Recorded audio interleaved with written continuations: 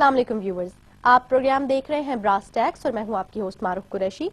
Viewers, brass tax میں کچھ عرصہ پہلے ہم نے فکر اقبال کے حوالے سے ایک سلسلہ شروع کیا تھا جس کا ہمیں آپ کی جانب سے بہت ہی زبردست رسپانس موصول ہوا۔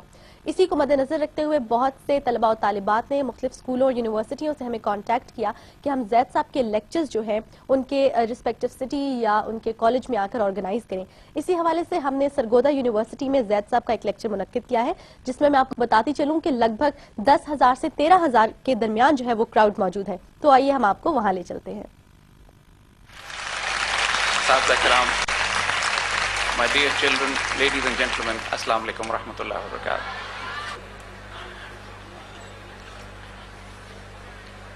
آج آپ کے سرگودا شہر پہ آتے ہوئے ہم اپنے آپ کو بہت زیادہ نوسٹالجک فیل کر رہے تھے، بہت پرانی یادیں۔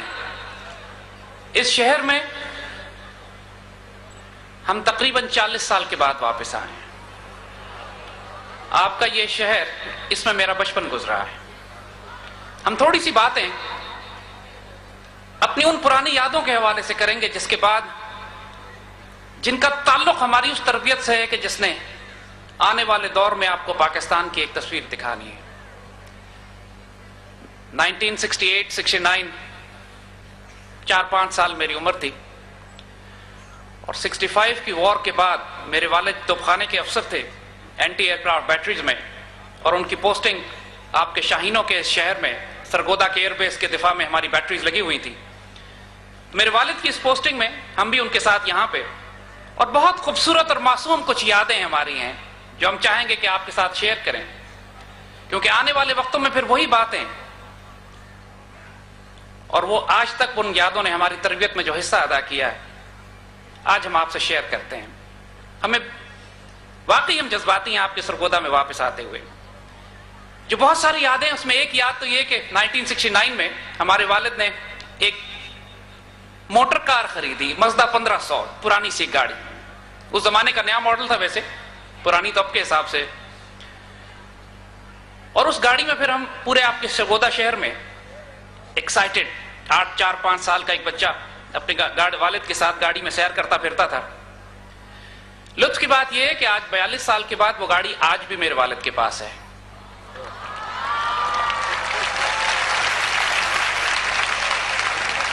اسی گاڑی پہ ہم نے ڈرائیونگ سیکھی،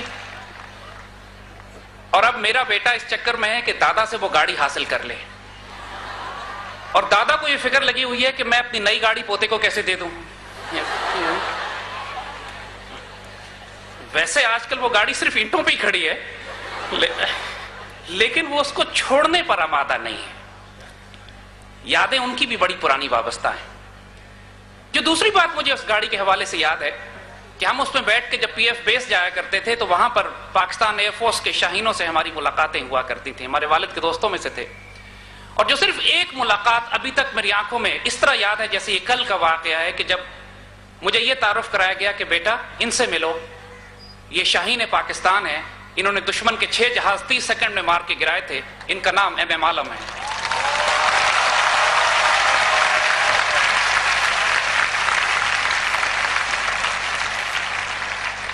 عالم صاحب کے کمرے میں ہمیں یاد ہے کہ جب اپنے والد کے ساتھ میں پہلی دفعہ داخل ہوا تو وہ شاہین دوپہر کے وقت بھی اپنا کورال، اپنا یونیفارم پہن کر بستر پر بیٹھا ہوا تھا، اور ان کے کمرے میں جو ایک کرسی رکھی ہوئی تھی اس پر ہمیں بٹھا دیا گیا، اور ظاہر ہے ہمارے پاؤں زمین پر نہیں ٹکتے تھے تو ہوا میں ٹانگیں ہم جھلا رہے تھے، اور ہماری گود میں ایک بہت بڑی کوک کی بوتل تھی۔ جب آپ خود 3.25 فٹ کے ہوں تو ہر چیز بہت ہی بڑی لگتی ہے اس زمانے میں، اور ہمیں یہ فکر تھی کہ یہ ختم نہ ہو جائے کہیں۔ اور ہم نے ان سے پوچھا عالم صاحب سے کہ یہ آپ کے جہاز کی چابی کہاں ہے؟ تو انہوں نے شاید اپنے کمرے کی چابی دکھا کر مجھ سے کہا کہ بیٹا یہ میرے F-86 یہ میرے جہاز کی چابی ہے، اور ہم مطمئن ہو گئے۔ عالم صاحب اور ہماری اس مزدا 1500 کی دوبارہ ملاقات ایک جگہ پر 20 سال بعد دوبارہ ہوتی ہے۔ 1988-89 عالم صاحب ایئر فورس سے ریٹائر ہو چکے تھے، کراچی میں ایک درویش اور ایک قلندر کی زندگی گزار رہے تھے، اور ہم 24-25 سال کی عمر میں اس وقت افغانستان جہاد میں ایک مجاہد کی حیثیت سے شامل تھے، اور عالم صاحب ایک دفعہ پھر ہم سے ملتے ہیں. ہم اسی گاڑی میں بیٹھتے ہیں اور پورے شہر میں کئی مہینے ہم جہاد کانفرنسز اٹینڈ کرتے پھرتے ہیں کہ جس میں ہم پاکستان کے مسلمانوں کو اس جہاد کے لیے تیار کر رہے تھے جو افغانستان کی وادیوں میں لڑا جا رہا تھا. 1986 ہم آپ کی عمر کے تھے تقریباً 20-21-22 سال ہماری عمر تھی جب اللہ نے ہمیں موقع دیا کہ سوویت یونین جو 1979 میں افغانستان میں داخل ہوا تھا ان فوجوں سے مقابلہ کرنے کے لیے 86 میں ہم افغانستان جاتے ہیں اور اس کے بعد 6 سال کا ایک پیریڈ ہمارا افغانستان میں مجاہدین کے ساتھ گزرتا ہے پاکستان کے دفاع کے لیے کہ جو ایک سرخ آندھی جو 300 سال سے روسیوں کی وہ فوجیں جو داخل ہوتی ایشیا وسطی سے ہوتی ہوئی Tajikistan, Turkmenistan, Uzbekistan, Kazakhstan, eastern Turkestan تمام مسلمان علاقوں پر رونتی ہوئی پچھلے 150-200 سال میں افغانستان میں داخل ہو چکی تھی. ان کے آخری فصیل آخری حد مقابلہ ان کا افغانستان میں جاری تھا. 1990 میں ہم عالم صاحب کے ساتھ ملتے ہیں شمالی افغانستان میں جا کے دوبارہ اور پھر شمالی افغانستان میں اللہ ہمیں وہ موقع دکھاتا ہے. بیچ میں آکسس ہے آمو دریا جو عربی تاریخ میں نہر کہلاتا ہے اور سینٹرل ایشیا کے لیے تو عربی زبان میں لفظ ہی یہی ہے ماوراء النہر جو کچھ نہر کے پاس بستا ہے. اور سامنے تاجکستان کی وادیاں ہوتی ہیں اور وہاں ایک انقلاب برپا ہو رہا ہوتا ہے اور لاکھوں مسلمان سڑکوں پر نکل کر آتے ہیں اور اس کی گرج، اس کی چمک، اس کی گونج ہمیں افغانستان کی وادیوں میں سنائی دے رہی ہوتی ہے. معمار حرم باز بتعمیر جہان خیز از خواب گراں خواب گراں خواب گراں خیز. 1991 میں علامہ اقبال ایشیا وسطی میں روحانی اسلامی انقلاب برپا کر رہے ہیں. 1992 میں اسی ایشیا اسی ناردن افغانستان کے ایڈونچر ایکسپیڈیشن کے بعد ہم اور عالم صاحب واپس آتے ہیں. عالم صاحب اپنے پاکستان میں جو پاکستان کی فوجی قیادت سیاسی قیادت ہوتی ہے اس کو افغانستان کے حوالے سے خطرات سے آگاہ کرنے کی کوشش کرتے ہیں. 92 میں ہم ایک دفعہ پھر کابل کی فتح میں افغانستان داخل ہوتے ہیں اور اللہ تعالیٰ ہمیں موقع دیتا ہے ان مجاہدین دستوں کے ساتھ کہ جو اتنے کئی برس سے 15 لاکھ شہداء کے سائے میں 40 لاکھ مہاجرین جو پاکستان آتے ہیں اور پاکستان 1975 سے جو کوشش کر رہا ہوتا ہے کہ سوویت یونین کو افغانستان میں روکا جائے. الحمدللہ کابل میں مجاہدین داخل ہوتے ہیں اور کمیونسٹوں کا بالآخر خاتمہ کیا جاتا ہے. کابل میں ہماری ملاقات ایک 92 ایئرز اولڈ ایک بوڑھے بزرگ افغان سے ہوتی ہے اور کابل جیسے حالات میں کہ جہاں برسوں سے صرف جنگ ہو وہاں پر وہ بوڑھے افغان پروانتا ان کا نام تھا ان کی ذاتی لائبریری میں کوئی 50,000 کتابیں تھیں. ایک عالم، ایک دانشور، ایک فلسفی. اور کمال کی بات یہ کہ انہوں نے ہمیں ایک ایسی حیرت انگیز تاریخ سنائی کہ جو دنیا کی کسی کتاب میں ہمارے کسی ہسٹری میں کہیں ریکارڈڈ نہیں ہے لیکن وہ اس کے چشمدید گواہ ہیں.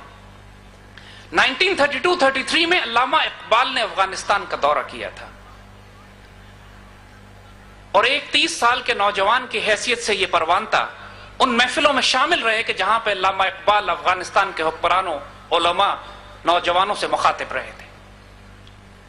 1932 میں علامہ اقبال افغانستان 33 میں افغانستان جاتے ہیں، وہاں کے حکمرانوں کو یہ بتاتے ہیں کہ دیکھو ایک ریاست قائم ہونے والی ہے پاکستان، اس ریاست سے خیانت نہ کرنا.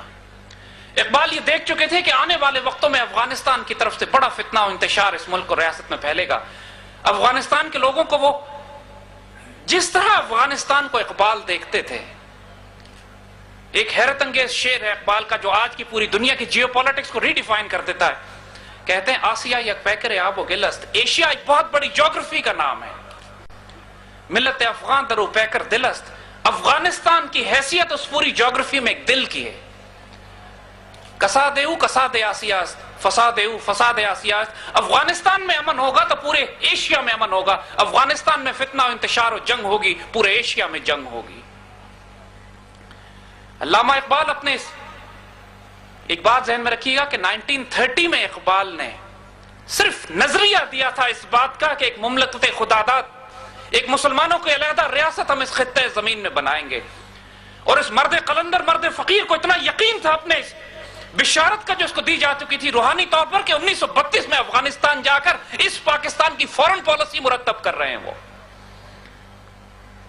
اور اس کا سب سے بڑا ثبوت یہ ہے کہ ان کا جو تعلق انہوں نے اس وقت افغانستان کے عوام سے قائم کیا تھا. آج جائیے مزار اقبال پر, اس اللہ کے ولی, اس فقیر, اس درویش کی قبر پر جائیے اور دیکھیے جو کتبہ لگا ہوا ہے وہ کہاں سے آیا ہے. یہ کس کی باتیں آپ کرتے ہیں, کہاں سے پڑھ کر آپ بات آتے ہیں. تو خود اقبال بھی اپنا راز چھپا جاتے ہیں, لیکن کہتے ہیں نکلی تو لبے اقبال سے. تم میری باتوں کو سمجھتے ہو کہ میں بہت دانشور ہوں, میں بہت بڑا عالم ہوں. نکلی تو لبے